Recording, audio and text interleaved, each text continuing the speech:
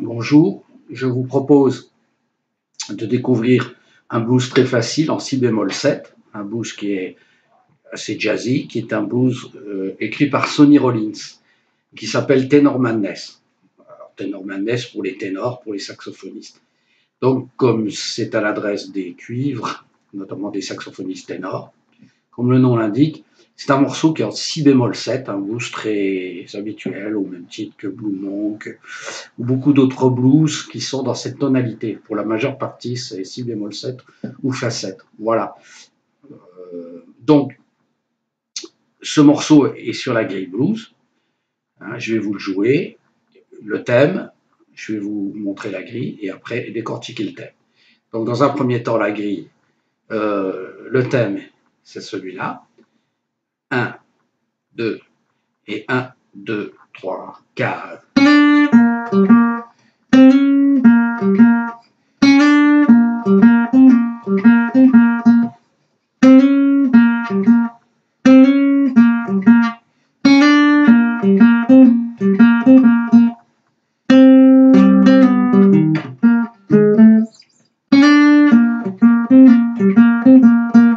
Voilà.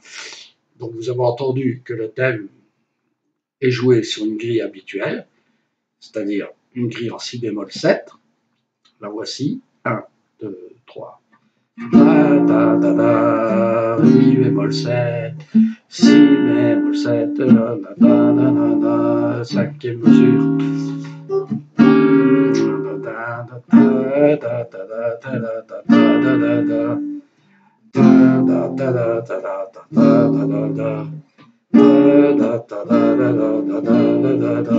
Ok, la grille habituelle, la plus simple qui soit, jouée dans les positions les moins compliquées. Donc le thème, tout simplement, est joué sur la gamme de sol mineur pentatonique que vous avez là.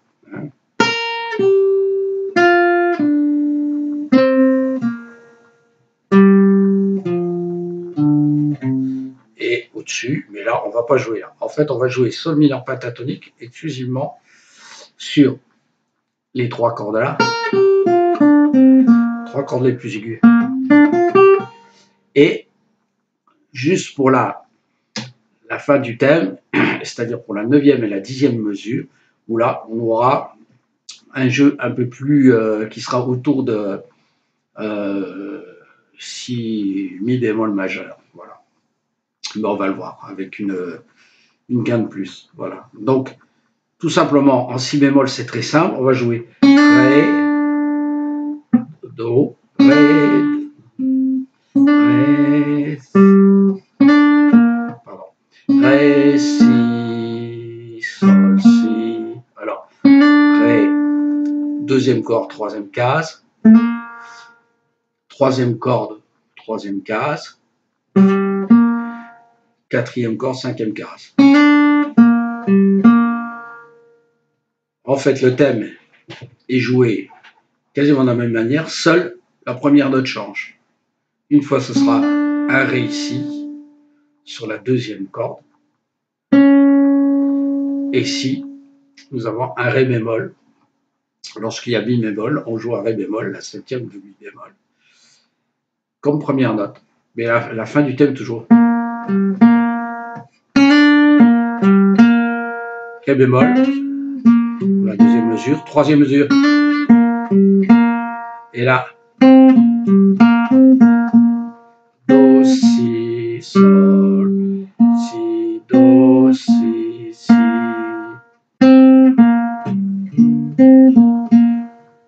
Je reprends. Première mesure. Deuxième mesure.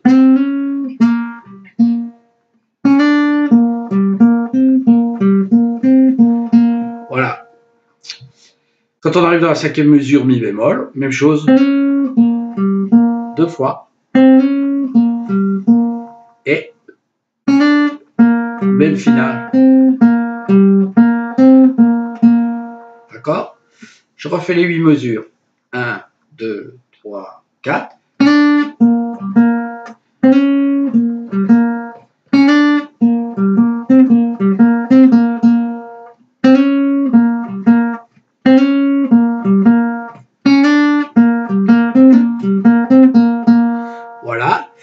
Et le final, on a Do mineur, Fa 7. Donc Do mineur, on serait là. Je reprends les deux notes de Do mineur, hein, vous voyez, l'accord de Do mineur très connu, qui est facile. Je garde Sol, Do, donc les deux cordes médianes, à la cinquième gamme. Je fais Do, Sol, Do. Je lis, je viens en Si. Do, hein. Do, Sol, Do, Si, Do, Mi bémol.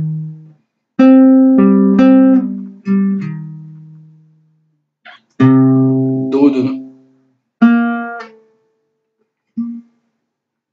Do, Fa, chromatisme, Sol, La bémol, La.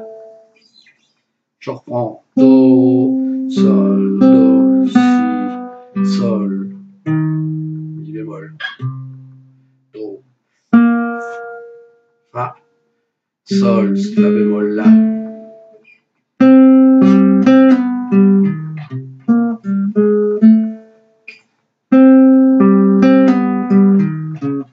Pardon. Et on conclut comme au départ.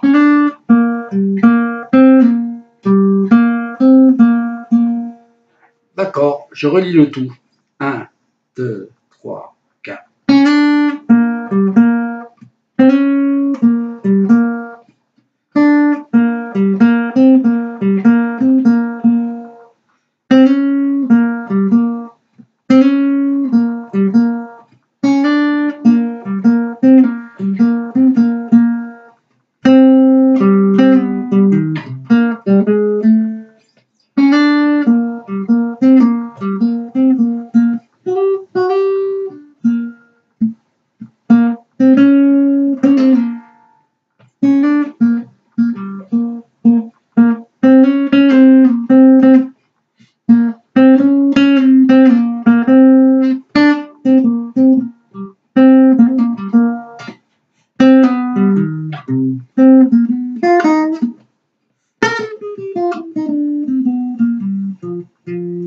Voilà.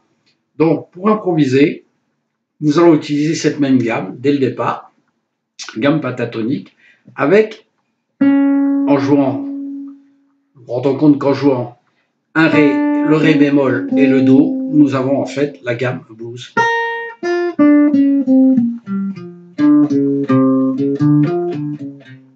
Donc, nous pouvons jouer cette gamme sur tout le morceau.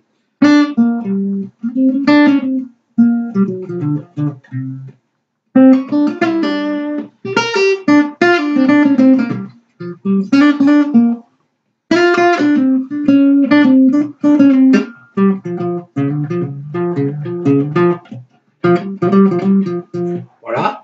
Et petit conseil, lorsque l'on improvise, toujours jouer, si possible, syncopé, avant de résoudre sur le temps fort, le premier temps. Ada, bada, gada, gadam, ada, dam, dada, vous voyez ce genre de phrase. Et si possible aussi, finir en l'air, sur une croche levée.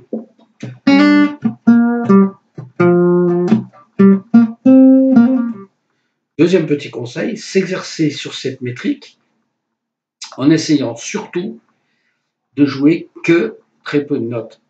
Le blues, c'est des notes jouées rythmiquement de manière très différente, de manière assez aléatoire, mais par contre, il y en a très peu. On va se sectoriser. Par exemple, on va partir du Ré et on arrive Sol, Si bémol, pas loin.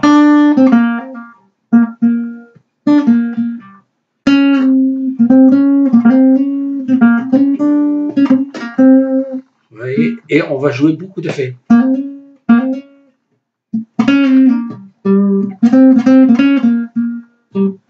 Et vous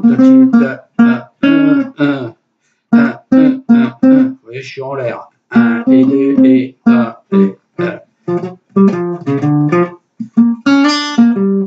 Plein d'effets.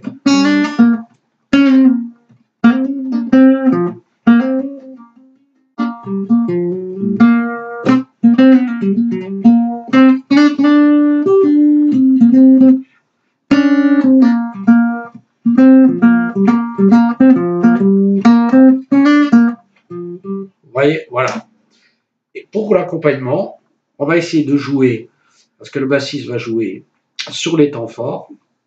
Il va jouer comme ça, le bassiste, hein, ça va être...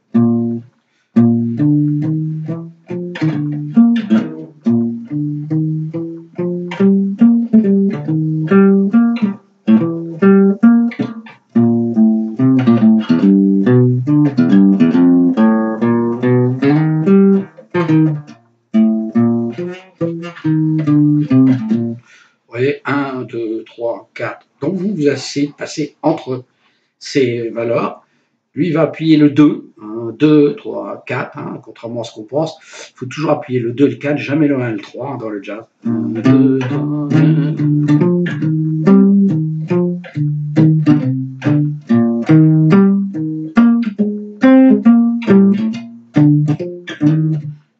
2, 3, 4, il ne faut pas 1, 2, 3, 4, 2, 3, 4, 2, vous voyez, voilà. Et là, moi, en tant qu'accompagnateur, je vais jouer à l'intérieur, c'est-à-dire 1, 2, 3, 4, 1, 2, 3, 1, 2, 3, 4, 2, 3, 4, je vais jouer des noirs pointés, et si possible, la syncope derrière le deuxième temps ou derrière le troisième temps, ou j'anticipe le premier derrière le 4. 1, 2, 3.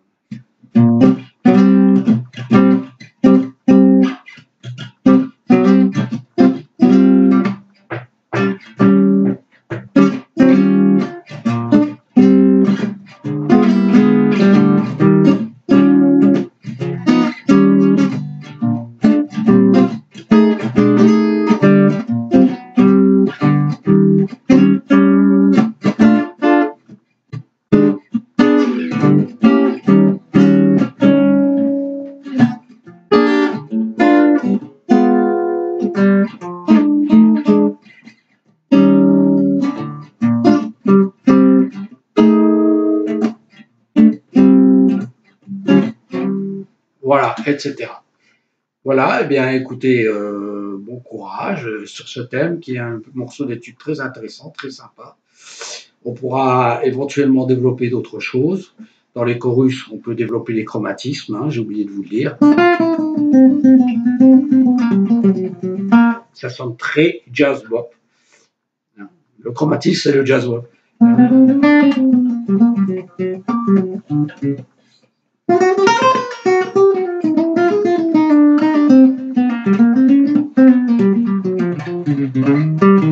Voilà.